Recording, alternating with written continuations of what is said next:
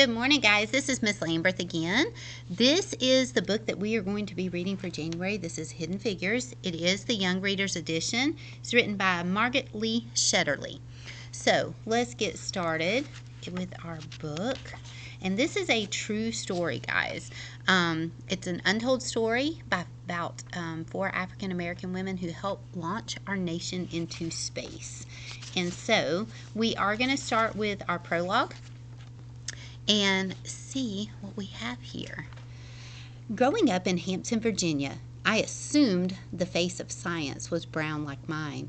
My dad worked at Langley Research Center at NASA, the National Aeronautics and Space Administration.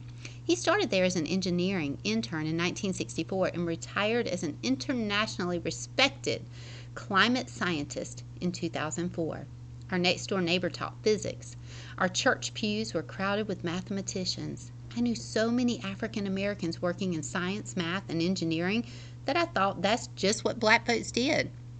My father, who as a high school student had wanted to study electrical engineering, lived a different story. Become a physical education teacher, my grandfather told him. He thought my dad would have trouble finding work as an engineer. In the 1960s, most college-educated African Americans took teaching jobs or worked for the post office. As late as 1970, just 1% of all American engineers were black, and my father was one of them. Because of my father's job, I was part of the NASA family. I grew up saving my allowance to buy tickets to ride ponies at the annual NASA Carnival and sharing my Christmas wish list with the Santa at the NASA holiday party. On Thursday nights, I sat with my family and cheered for the Stars, my dad's NBA team. That's the NASA Basketball Association.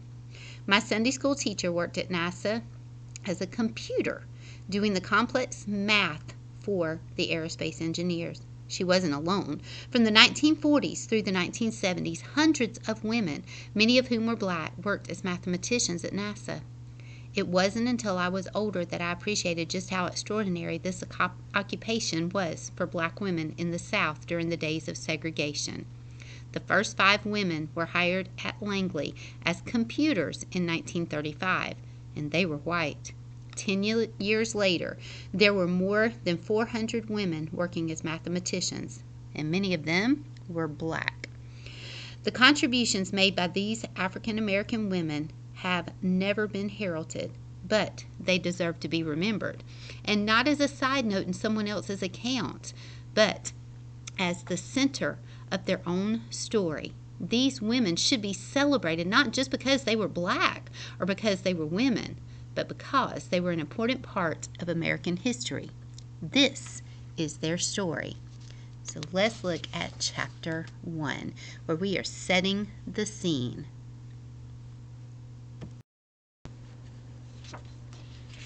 Lost my page, guys. All right, chapter 1, setting the scene.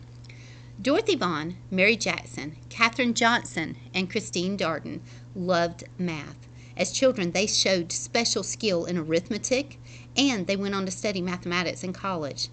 After graduation, they worked as teachers before going to work as computers, or mathematicians, for the government's Air and Space program. Over the years, hundreds of women worked as mathematicians for the federal agency called NACA, the National Advisory Committee for Aeronautics, which researched and promoted the study of flight.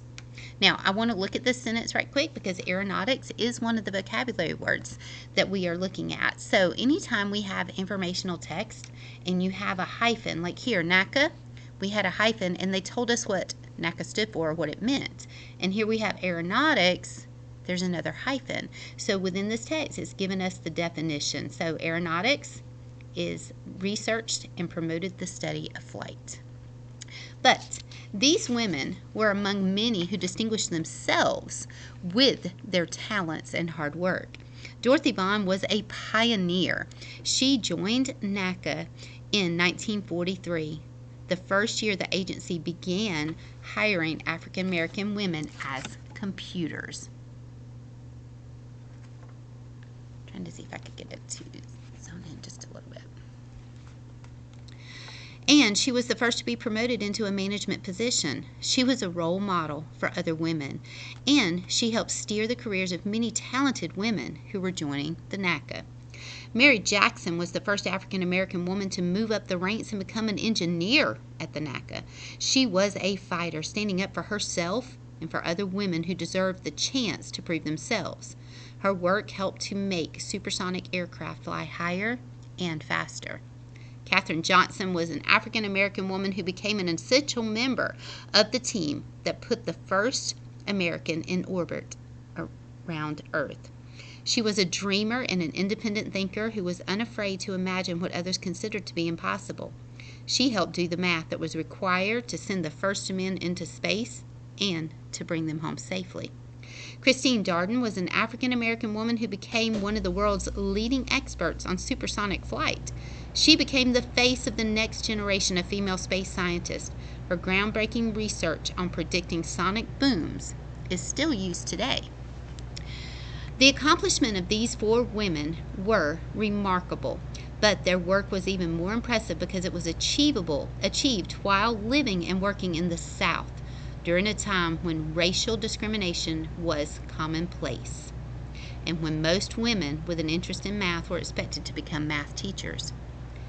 A different time.